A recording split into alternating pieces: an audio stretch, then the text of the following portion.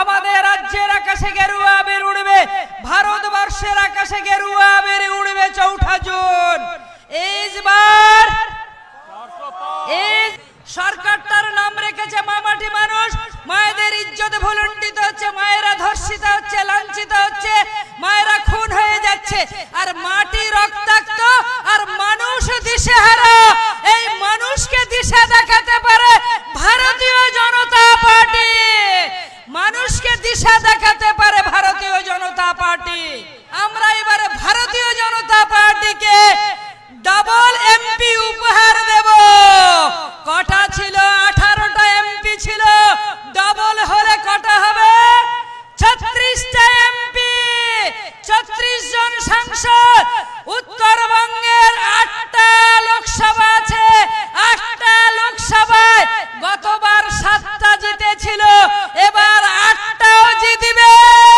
8 নম্বর লোকসভা দক্ষিণ মালদা সিডুপাদি ওখানকার ক্যান্ডিডেট, একদম কুচবিহার থেকে দক্ষিণ মালদা 8টা লোকসভার আসনেই জিতবে ভারতীয় জনতা পার্টি। তৃণমূল কালকে ভোটের পরে বিজয় মিছিল করেছে, ভোট গণনা হবে 4 জুন, তার আগে ওরা বিজয় মিছিল বের করেছে। কেন জানেন? বিজয় মিছিলটা বের করেছে 4 জুন, ওদের বিজয় মিছিল হবে না। 4 জুন বিজয় মিছিল করতে পারবে না, তার জন্য আগে ওটা বিজয় মিছিল নয়, ওটা হচ্ছে তৃণমূলের বিদায়ের মিছিল। তৃণমূল রাজ্য ছাড়া হবে, রাজ্য থেকে বিদায় নেবে, তার জন্য ওটা তৃণমূলের বিদায় মিছিল। বলছে যে এখানে বিজেপি জিতলে নাকি 2021 সালের বিধানসভার ভোটে বলেছিল মুসলিমদের চলে যেতে হবে। বাংলাদেশ, পাকিস্তান, আফগানিস্তান 10 বছর নরেন্দ্র মোদীজি প্রধানমন্ত্রী আছেন, ওনার স্লোগান সবকা সাথ, সবকা বিকাশ, সবকা বিশ্বাস, সবকা প্রয়াস।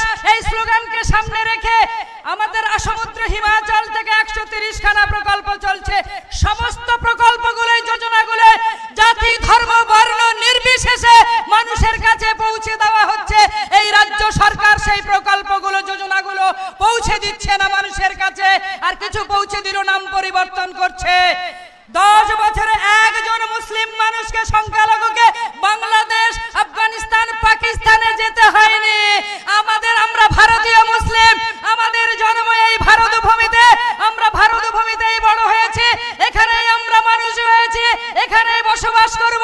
প্রকৃতির নিয়ম অনুযায়ী একদিন চলে যাব পৃথিবী থেকে, এই ভারত ভূমিতেই আমাদের কবরস্থান হবে, আমরা ভারত ভূমিতেই কবরস্থান হবে। আমাদের বাংলাদেশ, পাকিস্তান, আফগানিস্তানে যেতে হবে না। আমাদের দেশের মাননীয় প্রধানমন্ত্রী নরেন্দ্র মোদীজি, তিনি শুধু আমাদের দেশের প্রধানমন্ত্রী নন, তিনি ইতিমধ্যেই বিশ্বের 1 নম্বর নেতা। আমাদের ইসলামিক বিশ্বের 6খানা ইসলামিক কান্ট্রি আমাদের দেশের প্রধানমন্ত্রীকে তাদের দেশের সর্বোচ্চ অ্যাওয়ার্ড দিয়েছেন। আমাকে নরেন্দ্র মোদীজি পাঠিয়েছিলেন, আমি মক্কায় গেছিলাম, আমি মদিনায় গেছিলাম, যেখানে হযরত মুহাম্মদ জন্মেছিলেন এবং যেখানে তার মৃত্যু হয়েছিল। বলে ছোটবেলায় আমি স্বপ্ন দেখতাম নবী আছেন, কানে শুনি, চোখে দেখলাম না, মন করে এই উড়িয়ে যেতাম সোনার মদিনা। সেই সোনার মদিনায় যাবার মোদীজি আমাদের ব্যবস্থা করে দিয়েছিলেন, আমরা গেছিলাম। সেই সৌদি আরবের যুবরাজ মোহাম্মদ বিন সালমান আমাদের দেশের প্রধানমন্ত্রীকে তাদের দেশের সর্বোচ্চ অ্যাওয়ার্ড দিয়েছেন। আফগানিস্তান দিয়েছিল 2016 সালে, ইন্দোনেশিয়া দিয়েছিল, বাহরাইন দিয়েছিল, মালয়েশিয়া দিয়েছিল, মালদ্বীপ দিয়েছিল। 6খানা বিশ্বের ইসলামিক তাবড় কান্ট্রি আমাদের দেশের প্রধানমন্ত্রীকে তাদের দেশের সর্বোচ্চ অ্যাওয়ার্ড দিয়েছিল। তাই তো বলতে চাই যে আমরা ভারতবাসী হিসেবে গর্বিত। আপনারা সবাই ভোটটা পদ্ম ফুল মার্কায় দেবেন, খগেনদাকে রেকর্ড ভোটে জিতিয়ে দিল্লিতে পাঠাবেন 4 জুন। আপনাদের সবার সঙ্গে রতুয়াতে এবং এই উত্তর মালদার বিজয় মিছিলে দেখা হবে। এই আশায়, প্রত্যাশায় ভরসা রেখে আপনাদের সবাইকে আবার আমার গৈরিক অভিনন্দন জানিয়ে আমার বক্তব্য শেষ করলাম। নরেন্দ্র মোদী জিন্দাবাদ, অমিত শাহ জিন্দাবাদ, নাড্ডাজি জিন্দাবাদ।